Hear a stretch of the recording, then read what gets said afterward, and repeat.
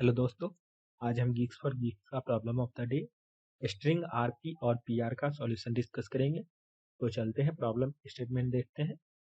इस प्रॉब्लम के स्टेटमेंट की बात करें तो इस प्रॉब्लम में आपके पास एस स्ट्रिंग गिवन होगा और आप एक ऑपरेशन में इस एस स्ट्रिंग में जो सब स्ट्रिंग पीआर प्रेजेंट होगा उसे आप रिमूव कर सकते हैं, या फिर आरपी सब स्ट्रिंग जो प्रेजेंट होगा उसे आप रिमूव कर सकते हैं।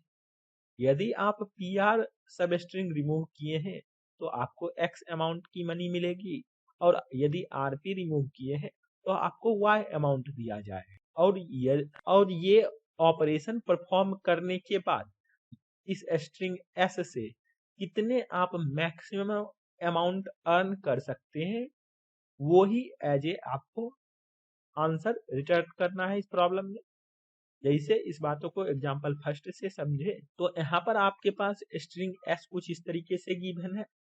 यदि आप पीआर स्ट्रिंग रिमूव कीजिएगा तो आपको 5 अमाउंट दिया जाएगा, और आरपी रिमूव कीजिएगा तो 4 अमाउंट दिया जाएगा। और आपको एस स्ट्रिंग कुछ इस तरीके से गिवन है। अब यदि आप यहाँ पर सबसे पहले ये पीआर को रिमूव कर दें तो आपके पास 5 अमाउंट की मनी मिल जाएगी। फिर जो स्ट्रिंग आपके पास रहेगा वो आपका स्ट्रिंग कुछ ये बन जाएगा, और इसमें आप फिर देख सकते हैं ये पीआर रिमूव कर सकते हैं, फिर 5 अमाउंट मिलेगा। और फिर आप देखेंगे कि ये पी और ये आर मिल जाएगा तो इधर भी 5 अमाउंट मिल जाएगा। मतलब टोटल 15 अमाउंट आपको कुछ इस तरीके से मिलेगा, जो कि सबसे मैक्सिमम होगा क्योंकि यही आपके पास एक चॉइस कॉम्बिनेशन था। सिमिलर वेज में एग्जाम्पल 2 की बात कीजिएगा तो यहाँ पर पी आर यदि आप रिमूव करते हैं तो 7 मिलेगा, और आर पी रिमूव करेंगे इसमें भी 7 मिलेगा। और एस स्ट्रिंग आपके पास कुछ इस तरीके से गिवन है। अब यदि यहाँ पर आप इस पी आर को सिलेक्ट करें या फिर इस आर पी को सिलेक्ट करें रिमूव करने के लिए, तो मनी आपको जो मिलेगा 7 अमाउंट का ही मिलेगा। तो चाहे आप आरपी को रिमूव करें या पीआर, 7 अमाउंट मिलेगा। और फिर यहाँ पर आप देख सकते हैं एक पीआर इधर से रिमूव होगा जो कि एक ही ऑप्शन है, तो उधर से भी 7 मिलेगा, तो टोटल 14 अमाउंट मिल पाएगा आपको। तो यहाँ पर इसलिए 14 आउटपुट किया गया है। अब यदि इस प्रॉब्लम के कंस्ट्रेंट की बात करें तो यहाँ पर आप देख सकते हैं एस का मैक्सिमम लेंथ 10⁵ हो सकता है, और एक्स वाई का रेंज कुछ ये होगा, और एस में always lower case English letter exist करेंगे। और इस प्रॉब्लम को आपको big of length of S time complexity में using big of length of S में सॉल्व करना है। तो चलते हैं गिवन प्रॉब्लम के लिए अब हम किस तरीके से इसे अप्रोच करें उसके लिए लॉजिक समझते हैं। मान लीजिए आपके पास एस स्ट्रिंग कुछ इस तरीके से गिवन है, और x का वैल्यू 2 गिवन है और y का वैल्यू मान लीजिए 2 गिवन है। अब यदि आप इस केस में कितना मैक्सिमम अमाउंट अर्न कर सकते हैं वो फाइंड करना चाहें तो आपके पास दो चॉइस है। आप पीआर को यदि सिलेक्ट कीजिएगा तो उसमें 2 अमाउंट मिलेगा, और आरपी को सिलेक्ट कीजिएगा तो उसमें भी 2 ही मिलेगा। तो आप चाहेंगे कि हम मैक्सिमम पीआर या फिर आरपी या फिर दोनों का कॉम्बिनेशन जो हो सकता है वो सब स्ट्रिंग इस एस स्ट्रिंग से सिलेक्ट करना चाहेंगे। उसके लिए मान लीजिए हम पहले पीआर इस एस स्ट्रिंग से कितना सिलेक्ट कर सकते हैं वो देखते हैं। तो यहाँ पर आप देखें तो इस पीआर को सिलेक्ट कर सकते हैं, इस पीआर को सिलेक्ट कर सकते हैं, जिससे आपका 2 पीआर आ सकता है, और यही मैक्सिमम चॉइस ऑप्शन है। और इससे आपको अमाउंट जो मिलेगा वो 4 मिलेगा। लेकिन यदि आप यहाँ पर आरपी को सिलेक्ट करना चाहें तो आरपी आप देखें तो इससे ये सिलेक्ट करेंगे या फिर इसको यहाँ पर सिलेक्ट कर सकते, और इस केस में भी आपको 2 ही आरपी मिले हैं तो इससे 4 अमाउंट मिलेगा।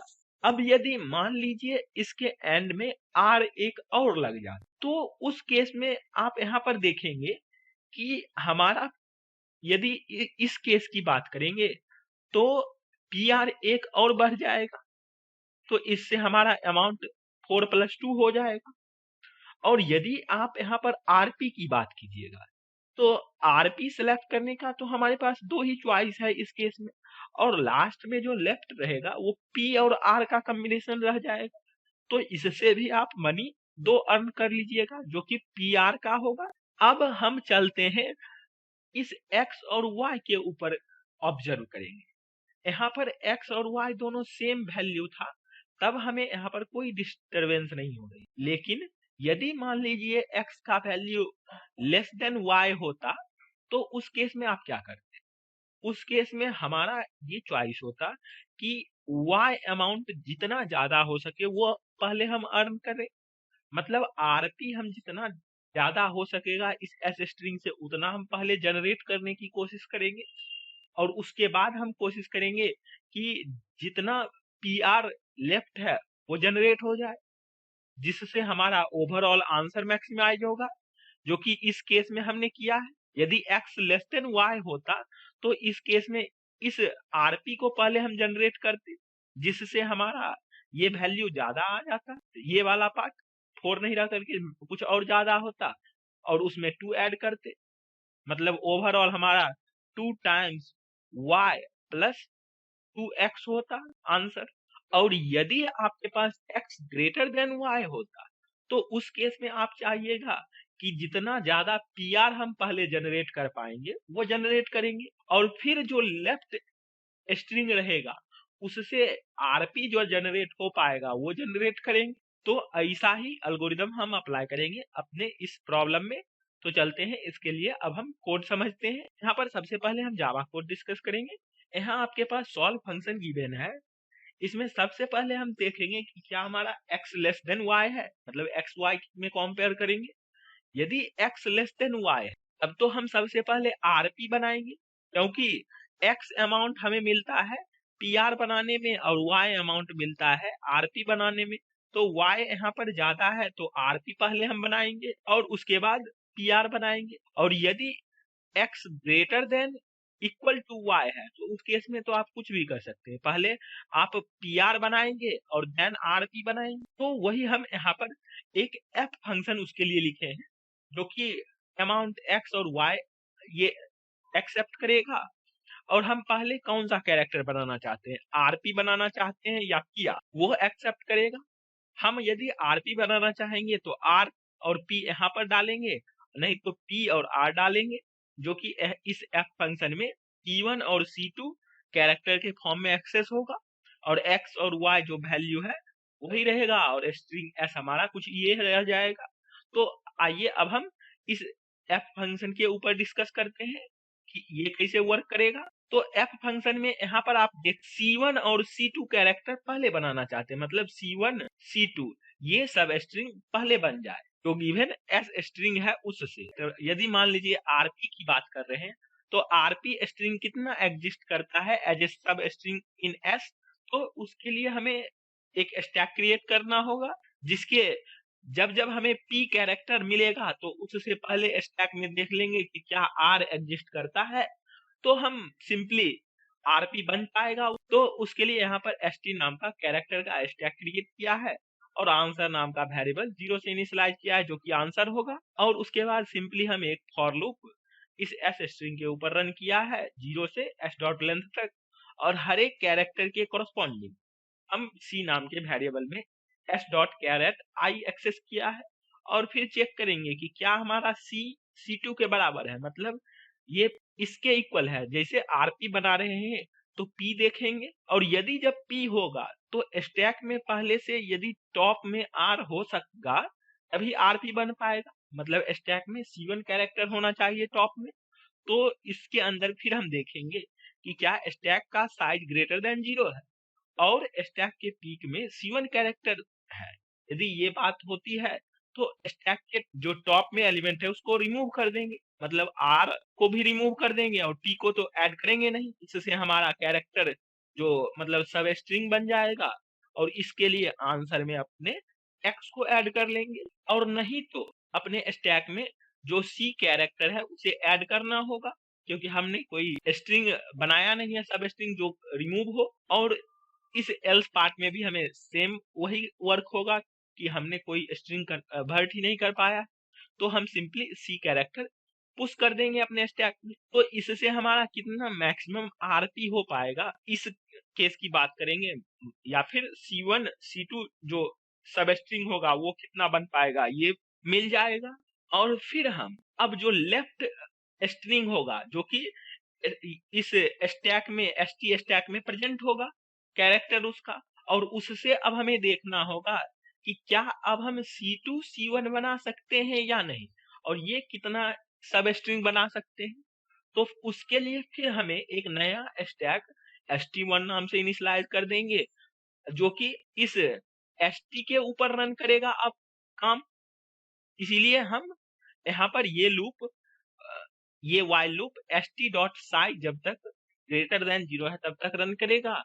और जो स्टैक के मतलब st जो मतलब इनिशियल स्टैक था उसके टॉप में यदि C2 कैरेक्टर है, मतलब ये वाला कैरेक्टर, क्योंकि यहाँ पर ST में रिवर्स वे में स्ट्रिंग हो गया है, तो हम यहाँ पर ST के पीक में C2 चेक करेंगे, और ये ST1 के ऊपर में अब हमें देखना होगा कि C1 है या नहीं है। उससे पहले हमें देखना होगा कि ST1 का साइज ग्रेटर देन 0 है या नहीं है। यदि ये ग्रेटर देन 0 होता है और ST1 जो ये वाला स्टैक है उसके टॉप में C1 कैरेक्टर है, तब हम अपने आंसर में y से इंक्रीमेंट कर लेंगे और स्टैक 1 के टॉप में जो है उसे रिमूव कर देंगे, और ये जो स्टैक पहले था उसके भी टॉप से एलिमेंट हमें रिमूव करना होगा।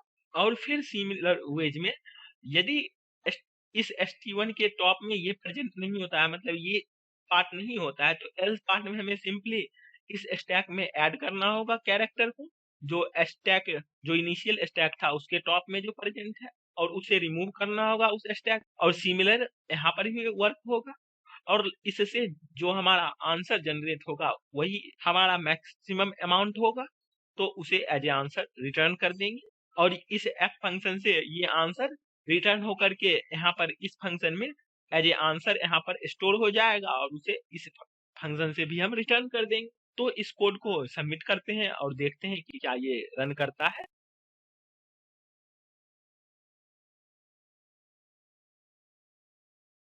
तो यहाँ पर देख सकते हैं हमारा कोड रन किया और टोटल टेस्ट केस पास किया। अब यदि आप C++ कोड की बात कीजिएगा तो C++ कोड में भी हमने सिमिलर वेज का लॉजिक अप्लाई किया है, जो कि यहाँ पर आप देख सकते हैं। यहाँ भी f फंक्शन हमने क्रिएट किया है जो सिमिलर वेज में वर्क परफॉर्म करेगा, जो कि आप यहाँ पर देख लीजिए। तो हम इस कोड को भी सबमिट करते हैं इस लैंग्वेज में और देखते हैं कि क्या ये रन करता है।